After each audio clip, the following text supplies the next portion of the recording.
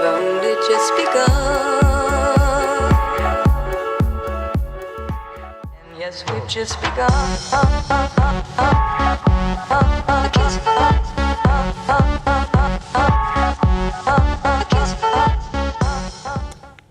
Just leave that there. Yeah, so halfway between Sir Martin Sorrell and David Hasselhoff, you get me, bringing the incisive business knowledge of the Hoff with the washerboard abs and the successful German pop career of Sir Martin. So I kind of promised today that what I was going to talk about was what I believe to be the single greatest digital campaign of all time, which is quite a bold claim. So I thought, if you don't mind, I'm just going to take kind of 60 seconds to kind of justify that by sort of telling you a little bit about myself and what I do. So I work for a company called Contagious. If you've never heard of us, our remit is basically to help brands and agencies understand and adapt to shifts in technology, in marketing, and consumer culture. And we've been doing that for about 10 years. So really our focus is on kind of what's coming over the horizon, and specifically what do brands need to do about it. So within that, I am actually the editor of something called Contagious.io, which is an online research platform which features some of the most innovative marketing in the world. And what we do is we speak to the agencies and the brands creating this kind of work. We say, okay, so what was the client's original business objective? And then sort of how did you tackle that? What research did you do? And then we follow up and say, so what was the effectiveness? How did that actually work out for you? So the idea is that users can kind of find out how other companies are tackling the same problems that they're facing, but maybe using platforms and technologies for which there are very few precedents. So the example you can see on screen here, we spoke to the guys at Leo Burnett in Moscow, say, all right, how were you there reducing price sensitivity for a Russian airline called S7, but using a mobile app which was crunching live air traffic data and the user's kind of GPS position, how they managed to wrangle to get it through the App Store. Had a lot of wrangles with Apple on that. So that's kind of what I do. But in order to do my job, I need to see a huge quantity of work. We have brands and agencies from all over the world sort of sending us sort of things in. And it's me and my team's job to make a bit of a judgment call on what to feature, what we think we should put on. Is there something here which is truly innovative? Is there something really the bottom line that other brands can learn from? So it's a little bit like being on a Cannes Lion jury, which will never, ever end. Which means that my office is based somewhere between the third and the fifth circles of hell, between the gluttonous, the wasters, and the sullen. And because I see all this stuff, and because I talk to all these really, really interesting people, I often get asked quite a lot of questions. So what are certain brands doing with certain challenges? What are people doing? So for example, a couple of people asked me recently, what's the most interesting use of Snapchat you've seen a brand or an organization use? And it's probably this, from the Swedish Social Democratic Party, which created this kind of ephemeral TV show specifically to engage with kind of youth voters. And occasionally people will ask something a little bit more offbeat, like, what's the creepiest use of a webcam you've ever seen in a marketing campaign? There's a couple to choose from. My personal favorite is probably the Axe Hot Angle campaign, which is basically a microsite just featuring films of scantily clad women. And the webcam would track and kind of heat map your face, because it's Axe to tell you whether you needed deodorant or not. But also it monitored the position of your head relative to the monitor as well. So if you lowered your head, the angle of the camera got lower as well. So these are pretty good questions. And probably the question which I guess asked most, no doubt you're all kind of wondering, is which campaign most sexualized horses? Now, there's quite a few to choose from. No doubt you have your own favorite. For me, there's only one winner, which is probably My Sweet Madonna from the Japan Racing Association. So these are all good questions, and I get asked them a lot, obviously. But I thought I'd try and answer something a little bit more fundamental today. I'm going to try and answer this. What is the single greatest, most creative digital campaign of all time? And that's a pretty subjective kind of question. What is greatest? So I've chosen a campaign for 3 reasons. I've chosen one because it had a very clear business objective, and it met it head on. And it did that through what I think can only be described as an incredibly creative use of digital. And I've chosen this, my final reason, is because I think it points to a future where digital is heading, where we're seeing the digital world increasingly influence the offline world. But I wanted to make kind of one thing kind of clear. If you thought that the most creative use of digital was going to come from a marketing department or an advertising agency, then you are a complete optimist, because it really didn't. No, the campaign I've chosen is literally a viral. It's a virus. In fact, it's specifically a computer worm. It's a computer worm called Stuxnet. Now, a couple of years ago, this worm, Stuxnet, was found out in the wild. It was found on laptops. It was found in factories, in traffic control systems. It was everywhere. And it was just replicating and replicating itself promiscuously, trying to get on as many machines as possible. Literally viral. And the curious thing was, let me just tell you how it was doing that first. So it was replicating itself everywhere by taking advantage of something called a 0 day. Now, if you haven't heard of this, a 0 day is a security flaw in a piece of software which the developer either doesn't know about or hasn't had time to fix yet. Now, Stuxnet was taking advantage of a 0 day in Windows. They are incredibly rare. If you find one 0 day in Windows, you can sell it on the black market for about $100,000. Stuxnet took advantage of an unprecedented 4 0 days. It was really kind of like smart, high-level stuff. But the curious thing was, apart from replicating itself promiscuously across the internet, it was doing nothing. It just appeared to be waiting. Now, when a cybersecurity expert sort of got hold of it and sort of put it in its kind of test conditions, he described it as like a lab rat. So it would go up and it would smell the cheese, then it would back away. It would explore the system it was on and then take no action. And that's because despite getting itself on millions of computers everywhere, it didn't want to be on millions of computers. It basically wanted to be on one. It had a target. And that target was the Natanz nuclear fuel enrichment plant in Iran. Now, it got there onto a computer which wasn't even connected to the internet. And it did that by replicating itself, like I say, so promiscuously, it hid itself on a USB stick. A worker unwittingly brought it into Natanz, stuck it in a machine, and at that point, it stopped being benign, and it started becoming reasonably bad. It's probably an understatement, should we say. It did three things. The first thing it did, which is pretty smart, it burrowed into the rootkit of Windows, and it disabled the part of Windows which would actually enable it to see that there was a virus on the network. So it was hidden. It then did something a little bit more fundamentally bad. It took control of the nuclear centrifuges, and it manipulated their speed until they would physically tear themselves apart. Now, you would think that some person would notice this. Obviously, the computers can't notice this. But you'd think someone would. But again, they didn't, because Stuxnet did something very, very smart as well. Taking a cue from Ocean's 11. Now, I'm assuming most of you have seen this film, yeah. There's a part in it where the bank vault the casino vault is being robbed, and they don't know it's being robbed because they're not looking at live footage from the vault. That's what Stuxnet did. It took data from the centrifuges, the feedback sensors, when they were working perfectly fine, and that's what it played back at the point when it started taking control. So, whilst the nuclear plant was physically being ripped apart from the inside, the human operators would never even realize it was happening until it was too late. Stuxnet was eventually found in 14 industrial sites across Iran, including the Bashir nuclear facility, which at the time was still under construction.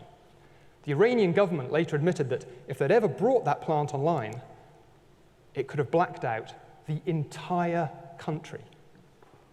I want to just pause for a minute to kind of underline what is happening here.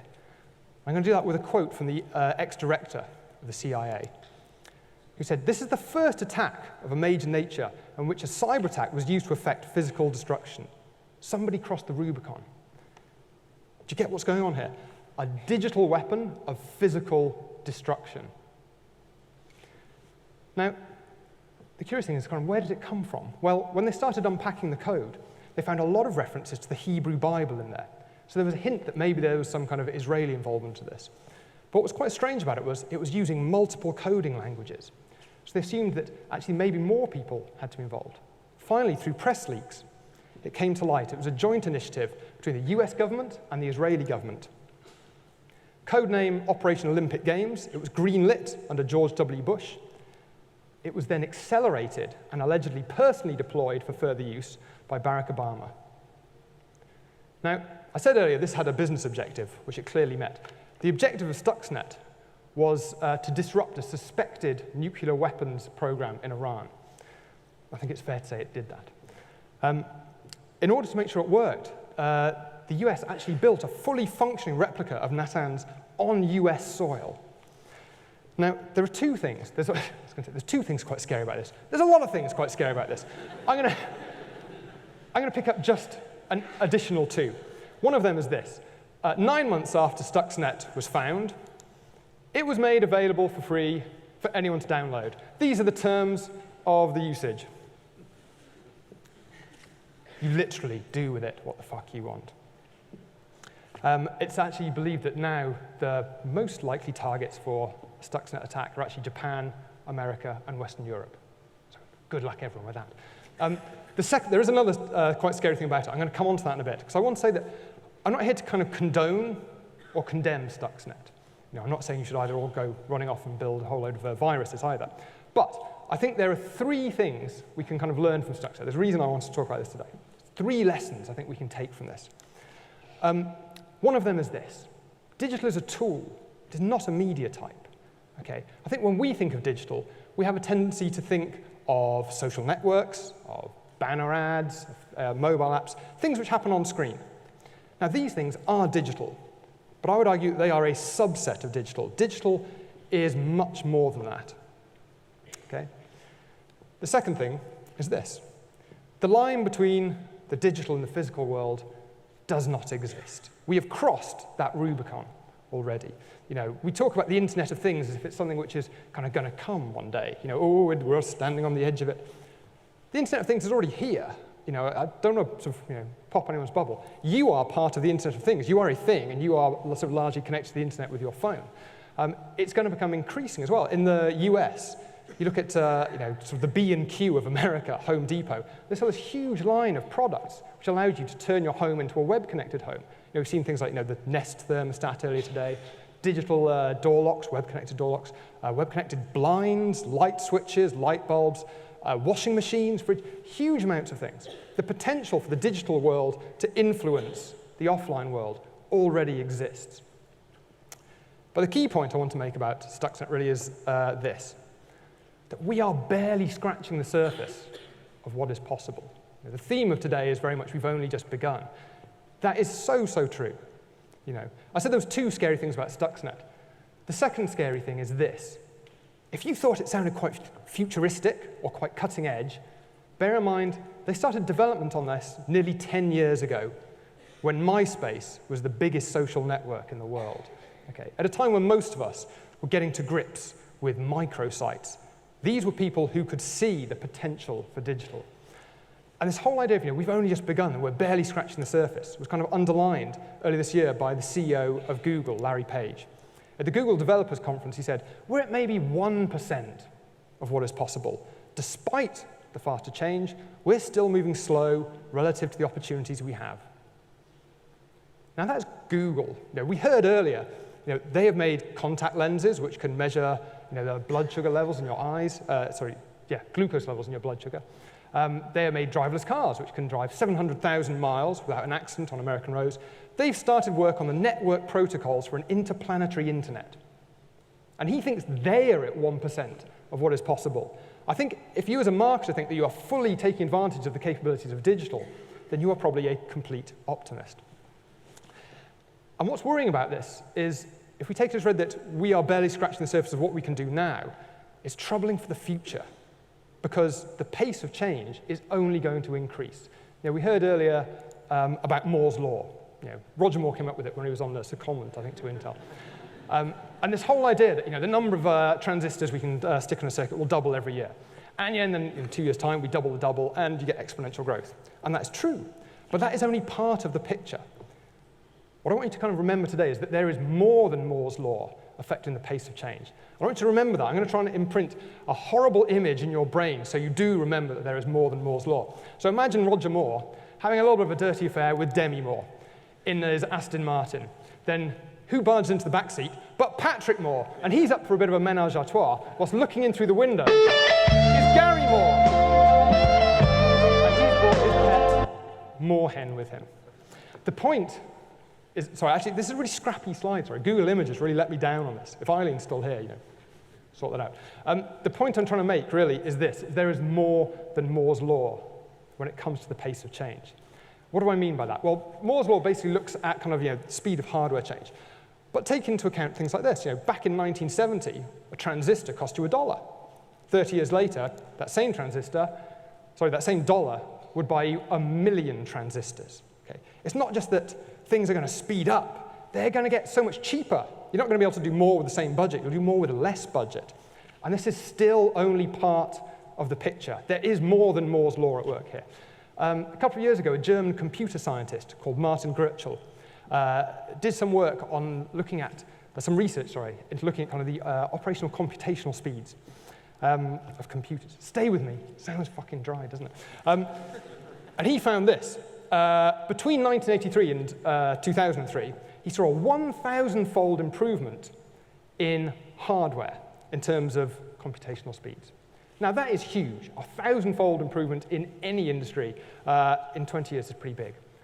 The kicker is that in the same time period, he found a 43,000-fold improvement in software algorithms. So it's not just that, our phone today is better than our phone 2 years ago, and they're still more powerful than the computer which put a man on the moon. It's the fact that the things like the operating systems will update. These ones will get more and more rapid. Between them, they account for a 43 million-fold improvement in computational speed. It's literally mind-boggling to try and get your head around what that means. So what does it mean? Well, last year for Contagious, we interviewed a guy called Richard Seymour, who's the head of the Seymour Powell Design Agency, who said something quite extraordinary on this subject. He said, for perhaps only the third time in 600 years, what we can do technologically is stretching miles ahead of our ability to imagine what to do with it. It's an extraordinary statement. It's hard to underestimate the implications of that. It means we are not limited by our technology. We are limited by our creativity. We can literally build the unthinkable. Possibly the biggest challenge and barrier to innovative creativity is just going to be not knowing what is possible. But as a rule of thumb, it would appear that start with the belief that basically everything is possible and work backwards from there. If I could leave you with one final bit of advice, it would actually be a quote from Tom Hardy's character in Inception. You mustn't be afraid to dream a little bigger, darling. There has probably never been a greater need nor opportunity for creative people in our industry. We call ourselves a creative industry. I think the time has come for us actually to step up and fulfill on that statement. Thank you.